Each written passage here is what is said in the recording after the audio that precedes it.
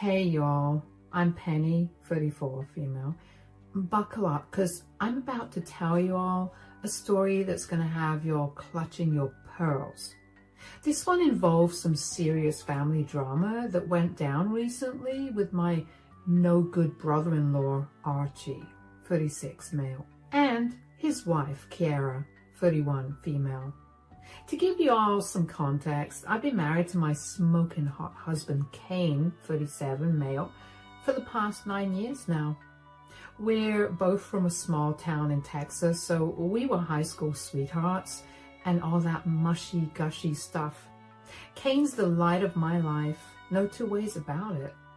Dude had me hooked from the moment I laid eyes on that dreamy smile of his back in 10th grade.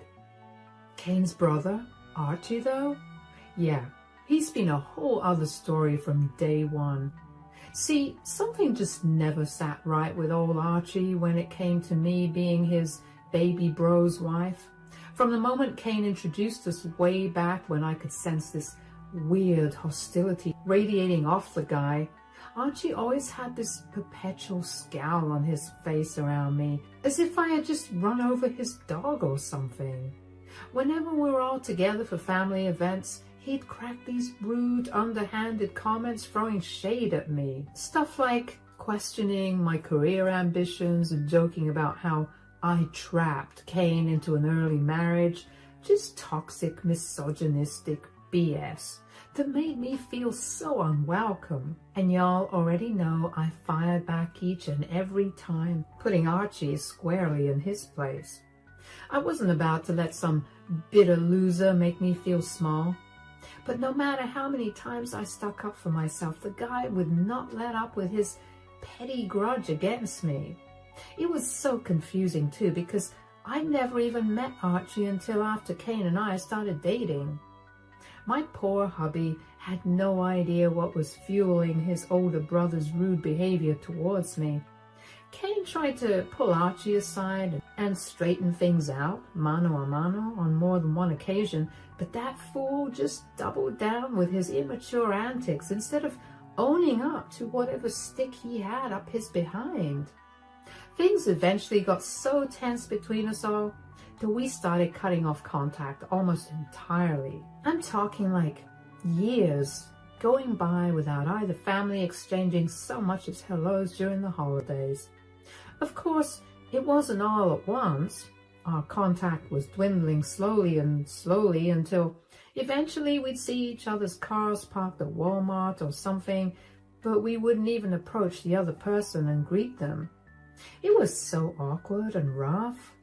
It broke Kane's heart because he had always been so close with his older bro growing up, looking up to Archie like a hero of sorts despite his bullying ways. But what could we do, you know? I sure as heck wasn't about to force my husband to stay connected with such a toxic, disrespectful person, even if he was Kane's flesh and blood. Archie had crossed too many lines throughout the past years, and unless he shaped up, I couldn't have that negativity around me or our growing family. But that was easier said than done. The years went by, and right when I was hitting my 34th birthday, I got pregnant. Of course, Kane and I were over the moon, but not to lie, it was very bitter for us knowing that this child might not be close to their uncle and auntie, because at this time, Archie started dating some broad named Kiara. Kane especially started spiraling, just not being able to handle the possibility that his kids won't be close to his brother's future kids, which was a really sad thought. And that's actually what finally prompted me to swallow my pride and reach out to bury the hatchet after all those years of bad blood. See, Kane and I had been trying to have a baby for some time by that point, and the thought of depriving our future child of having a relationship with their uncle started weighing heavily on my heart. As much as I couldn't stand Archie's piss-poor attitude, I knew how important family was to Kane deep down. I could tell it was tearing him up inside not having his big brother around to share all those big life moments with. So for the sake of my hubby's happiness and our impending parenthood, I finally decided to extend an olive branch of sorts to Archie. I'll never forget that phone call, you all. I mustered up all the courage I had and just flat out told Archie straight up. Listen up, redneck. You and I both know you got a rod shoved so far up your behind that it's practically sticking out the other end. For some unknowable reason, you've had it out for me from day one, and to be quite frank, I'm sick of your immature BS.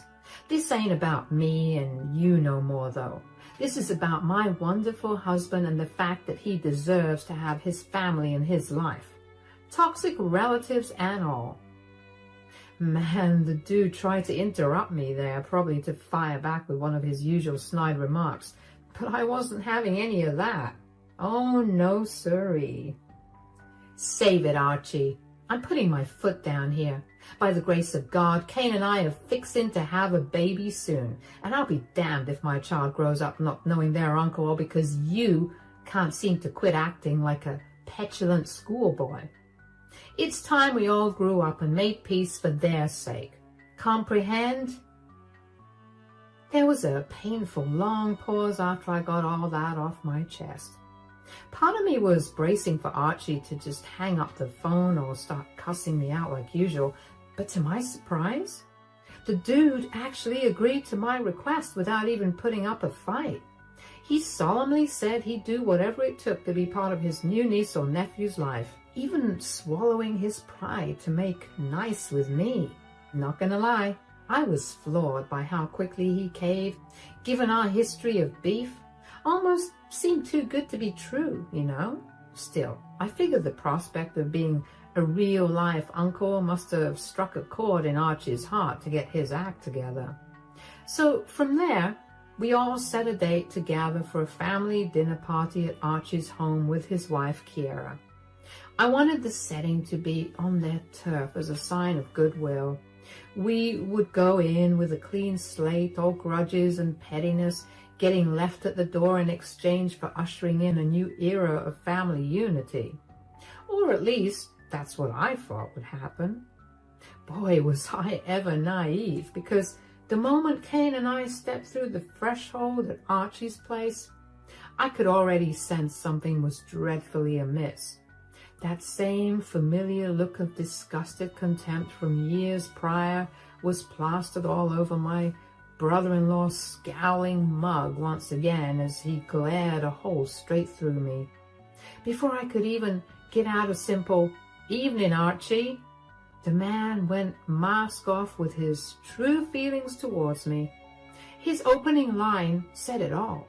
Ugh, almost forgot just how annoying your face is. But you never disappoint now, do you? Whoa, hey, we just got here, Archie. What the heck? What the hell is wrong with you, Archie? Oh, come on, I'm just pulling your leg, Pen. Nice to see you. Ha ha, very funny, Arch. But seriously, cut it out, okay? We're making nice, remember? Oh, don't worry, sweetie. Looks like your brother must have some early onset dementia or something. He must have forgotten the lovely phone call we had hashing all this out. Oh, nice one, Penny. You've always had a slick mouth. Now I see why Kane was so invested, if you know what I mean. Seriously? Oh, honey, don't be crass. Hey, come on now. I'm just stating the obvious. It's actually surprising you two took so long to get pregnant. Okay, that's enough, brother. At least now you'll be useful for something. What the hell is that supposed to mean? I'm saying you're a leech, Penny. What the hell are you talking about? Have you finally gone mad? I can't believe my idiot brother lets you parade around like some kind of kept woman while the rest of us actually work for a living. The audacity of you waltzing up in here with your head held high, smiling like a Cheshire cat, is pathetic. I just stood there, utterly gobsmacked, mouth agape, while Kane's face turned beefy red with anger beside me. You could have heard a pin drop in that house. It was so damn quiet, even poor Kiera cowered in fear. knowing full well the drama that was about to go down. Who the hell do you think you're talking to, Archie? After all these years and you're still running that mouth about me like some unhinged psycho. Archie was fully unhinged, all right. The dude had the nerve to beckon me over with his grubby finger like I was a misbehaving child. Don't play dumb with me, little lady. I know darn well you up and quit your fancy law job last year, leaving you unemployed without a penny to your name, no doubt. Just leeching off of my brother like a bumbling fool. I knew you were good for nothing. I saw red. I don't know if it was the pregnancy hormones or what, but this fool had another thing coming up talking to me that way. But just when I thought the verbal assault was over, he spat again. So why don't you stop living in a dream world for once and head to the kitchen to start cooking us all up a little something, All of us are working here, including Kiera. And just as fate would have it, she's working at the same law firm you gave up on last year. How pathetic. A younger woman outshining you like this, and all you have to prove for yourself is a fat, swollen belly. You even look like a leech. My brother-in-law then let out this obnoxious guffaw like the sexist little prick thought he had just hit me with the sickest burn imaginable. And just when I thought I couldn't despise this boorish creep any more than I already did, here he was, literally tearing me down to my face using his own twisted idea of women's work to demean me in my own husband's presence, and insulting his poor wife in the process. If Cain hadn't exploded with laughter right at that very moment, I probably would have slapped Archie myself for his outrageously sexist and demeaning remarks. See, unbeknownst to Archie and even Kiera, I hadn't exactly been sitting around twiddling my thumbs in domestic bliss after leaving my job. Far from it, actually. The real reason I quit was because over the years I had managed to leverage a nice chunk of ownership equity at the law firm through an employee stock ownership plan. That meant when I decided to retire early at 32, I was able to cash out my shares for a whole lot of money. We're talking retirement level wealth here, folks. But Cain and I decided to keep that explosive financial success under wraps for the most part. We wanted to enjoy our good fortune in peace without attracting a bunch of leeches and grifters trying to mooch off of us, especially opportunistic trash like Archie, who already had it out for me. So as far as my knuckle-dragging brother-in-law was concerned, I had just up and quit my job to be a no-good freeloader living off my husband. If only he knew how massively he had the situation twisted. That's why Cain couldn't help but throw his head back with deep belly laughs at Archie's insulting insinuations about me being a deadbeat housewife. My hubby knew the truth, that I was living a life of leisure purely by choice, preparing for full-time motherhood with my baby, as life had so graciously blessed me with. The absolute irony of Archie running his mouth without any clue was just too rich. Oh man, you really outdone yourself this time, bro, Cain chuckled, wheezing for air. Kitchen duty, leech? This coming from the guy who works at a freaking fast food joint calling hard-working people like us leeches. Archie's bravado faltered slightly as confusion washed over his dumb face. What the hell are you talking about, Cain? You know good and damn well I'm a manager at Carlos, a restaurant. Your wife doesn't work anymore and that makes her a leech, plain and simple. My husband leveled his brother with an intense stare, his amusement giving way to cold seriousness. Is that so? Well then, help me understand something, Archie. Just which of our wives pulls in the bigger salary these days, huh? 'Cause if I'm not mistaken, my seemingly unemployed leech of a wife actually out-earns your hot-shot corporate wife by a long shot." The look of utter confusion, giving way to embarrassed realization on Archie's dumb face, was immensely satisfying. Kiera, too, seemed taken aback, her eyes pinging back and forth between me and her husband. Savoring the moment, Kane went for the jugular.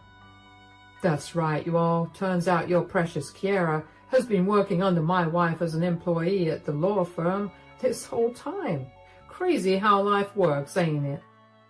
I shot Kiera an apologetic look as her own husband continued digging himself into a deeper hole. But, she said she quit working last year. How the hell could she still be some kind of big shot there if she ain't employed?" Kane draped his arm around my shoulder with a proud smile. "My baby girl here has been one of the principal investors at that law firm for a couple of years now. She didn't just quit, she retired early after cashing out 18% ownership equity, something you nor Kiera could ever do." The smug look on my husband's face said it all. After years of Archie mistreating me, making me feel small and ruining what was meant to be a beautiful family relationship, Kane was finally able to get the ultimate comeuppance on his bullying big brother. And boy, did he milk it for all it was worth, as Archie cycled through all 5 stages of grief in record time. I could practically see the hamster running miles a minute inside that thick skull of his, struggling to comprehend how his own wife's boss lady at work was the same unemployed leech he had been mocking all this time. His bloated ego couldn't compute that his despised stay-at-home sister-in-law out-earned and outranked his precious career woman wife in every conceivable way. For my part, I just stood there reveling in the glorious silence, a smug smile of my own plastered across my face. And for the first time ever, Archie seemed to have that foul mouth of his zip fully shut out of sheer humiliation. The quiet tension was finally broken by Kiera, God bless her. She cleared her throat softly before speaking up in a meek little voice, still struggling to process the bombshell Kane had dropped. "So, you're actually like my boss?" "Well, not really. I'm just an investor."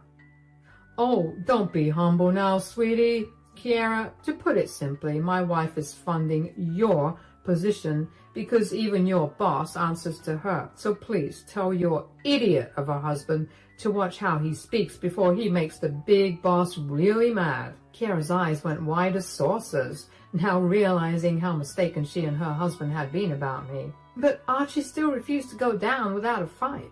His male ego just couldn't take the brutal beating it had endured. Archie puffed out his chest, trying to regain some of his lost pride. "Yeah, well, even if she has money, it doesn't change the fact that she ain't working no more. She's still sitting around doing nothing." Kane's patience was wearing thin, and I could feel his grip on my shoulder tighten. But before he could say anything, I decided it was my turn to speak up. "Archie, you have no idea what you're talking about. Just because I chose to retire early doesn't mean I'm not contributing. I've been managing investments, volunteering, and oh yeah, making sure our family's taken care of. So before you start throwing around words like leech, maybe you should take a good look in the mirror. I'm not the one working as some bum waiter in some dingy restaurant while his wife works at a very reputable law firm. How sad that your wife is the one wearing the pants in this relationship." Archie's face turned a shade of red I hadn't seen before. He opened his mouth to retort, but Kiera interrupted him, clearly embarrassed by her husband's behavior. "Archie, enough. You've been nothing but rude and disrespectful, and it's not fair to Penny. We should be supporting each other, not tearing each other down." "Screw that. You think I care about any of that? She's still a useless wench who ruined this family." "I've literally done nothing to you. You're the one who started all of this." "You listen here, you little..." "Archie, you need to get a grip. You've been rude and downright evil to Penny for years, and we're done with it. You better watch yourself if you ever want to be a part of our lives again." Archie's face turned beet red and he shot back. "You can't talk to me like that, Cain. I'm your brother. Brother or not, respect goes both ways, and you've had none for Penny, so why should we have any for you?" The room's temperature seemed to rise as the tension thickened. Kiera and I exchanged worried glances, both of us sensing the brewing storm. Archie's voice quivered with anger. "You think you're so much better, huh? Just because your wife's rich now? It's not about money, Archie, it's about decency, and you've shown none. You ungrateful little... Do you know who you're talking to right now? You better watch yourself, pal." Archie's face turned beet red and his fists clenching at his side.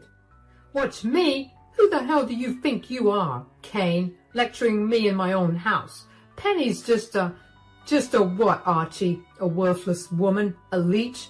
You've been singing the same song and dance since day one, and you've been loudly wrong about her from the start. It's embarrassing. Get a grip. She's got more class and success in her little finger than you've ever had in your entire life, and you owe her a massive apology." The tension in the room skyrocketed with both men standing chest to chest, eyes locked in a furious glare. Before things could escalate further, Kiera stepped in, her voice shaking as she tried to mediate. "Guys, please, let's just calm down. This is supposed to be a family gathering." Archie, unable to contain his anger, blurted out something that shook us to the core. "You don't get it, you little turd. You think you can just waltz in here and get everything you ever wanted, hmm? Not only did you get the girl, now you're bloody loaded too. When will it be my turn, huh?" The room fell silent, everyone stunned by Archie's confession. Get the girl? What on earth was he talking about? I felt my stomach drop, a mix of shock and disbelief washing over me. Kiera's face twisted in pain and betrayal as she processed her husband's words. "What did you just say?" "Yeah, what the hell did you just say?" Archie's bravado crumbled, replaced by a look of raw regret. His shoulders slumped as he was pacing around the room. "Nothing. I didn't say anything." No. You definitely said something, big bro, and I reckon you get to repeating yourself before we run into some real trouble." He looked defeated, sad even. It was pitiful. It was at this moment I realized that Archie, the big bad wolf in everyone's story, apparently was in love with me. And he had been the whole time. His insults and jabs were nothing more than his way of projecting, because he couldn't handle the fact that I was with his brother instead of him. "Growing up, you got everything you ever wanted. Well, I just had to sit back and take the leftovers because I was older. I was responsible for you. I know I said that I didn't know Penny when you first introduced me to her, but that wasn't true." Jesus Christ. "I'd seen her around school, thought she was cute. I was going to make my move, but I saw you two by the nosebleeds after football practice one time, and that's when I knew that she'd never be mine. And that's when I knew I had to give up once again and let you get what you wanted." I looked at Cain for his reaction, and honestly, it scared me. I'd never seen him that angry before. I was really worried about what was about to happen. He was seething when he said, "Say it to me straight, Archie. Say it with your chest like a man." "I've always loved Penny. It should have been me, not you." Kiera's eyes welled up with tears before she slapped Archie across the face, the sound echoing in the now eerily quiet room. "How could you? All this time and you never even told me." Tears welled up in her eyes as she turned and fled outside, sobbing uncontrollably. Cain's fury reached a boiling point and he lunged at Archie, landing a solid punch that sent him sprawling to the floor. "You're disgusting, Archie. You've crossed every line and we're done with you." He spat on him, grabbing my hand and pulling me towards the door. "Come on, Penny, we're leaving." Kane and I got in the car, and as we drove away, the weight of the evening started to lift. I looked at Kane, feeling a surge of gratitude and love for my husband who had always stood by me. "Babe, I don't even know what to say." "You deserve better than what Archie's put you through. We both do. From now on, it's just us. No more dealing with this crap. He's an idiot and I hate him." Over the next few days, Archie tried to reach out, bombarding us with texts and calls. He begged for forgiveness, claiming Kiera was ready to leave him and he needed our help to fix things. He promised that he wouldn't be snarky, telling us he was defeated and he didn't know what else to do. But we had made our decision. For our own sanity and peace, we chose to cut him out of our lives for good. We blocked his number, deleted his messages, and moved on. Some people are just too toxic to keep in your life, no matter how much history you have with them. And as painful as it was, cutting ties with Archie was the best decision we ever made. Life moved on, and despite the fallout, we felt a newfound sense of freedom and relief. We no longer had to deal with Archie's negativity, and our bond grew even stronger as we navigated our future together. No more secrets, no more lies, just a life filled with the love and respect we both deserved. For the first time in forever, we felt free, finally free from his negativity, free from his evil words, and free to live our lives without his shadow hanging over us. Kane and I had each other, and that was more than enough, and Archie only had himself to blame for ruining everything. Of course, though, nothing that peaceful is ever long-lived, and not long after we cut him out, about 3 months to be exact, Archie came crawling back. I was prepping to give birth, and this man just insisted on stressing us out. He couldn't seem to accept that we wanted nothing to do with him. It started with sporadic texts and calls to Kane and me, each one more desperate than the last. He had managed to get a new number, I guess, but we blocked that too. One message read, "Penny, please, just hear me out. I need to explain myself." I blocked his number immediately, showing the text to Kane, who shook his head in disbelief. "He's not going to give up easily, is he?" Apparently not. It wasn't long before Archie found another way to reach out on Facebook. He started sending me messages there, pleading for a chance to talk. His messages were a mix of apologies and justifications, each one more pathetic than the last. "I know I messed up, Penny, but you have to understand I never meant to hurt you or Kane. I'm a broken man, and as messed up as it sounds, I'm glad I came clean. Kiera's going to leave me. She's made up her mind. Please, can we just meet in private? I need to talk to you face to face. Please." I blocked him again, but he was relentless. He created new accounts every time I blocked one, each new message coming from a different profile. His persistence was disturbing. I showed all the messages to Kane, who was growing more concerned by the day. "This is getting out of hand. He's not just desperate, he's becoming obsessive." I nodded, feeling a knot of anxiety tighten in my stomach. "I know. I don't feel safe with him trying to contact me like this. What if he shows up at our house or something?" "We need to take this seriously. If he keeps this up, we might have to involve the law." It wasn't a decision we took lightly. Despite everything, Archie was still family, and getting legal involvement felt like a drastic step. But as the messages continued, becoming more erratic and insistent, we realized we didn't have much of a choice, especially since I was very near my due date. I didn't want this toxic energy anywhere near my baby. So not long afterward, we contacted a lawyer from my firm to discuss our options. We explained the situation in detail, showing them the dozens of messages Archie had sent me over the past few months. Filing for the restraining order was a straightforward but emotionally draining process. We had to recount the entire saga in detail, reliving the stress and anxiety Archie had caused us. but knowing that we were taking concrete steps to protect ourselves brought a sense of empowerment and relief.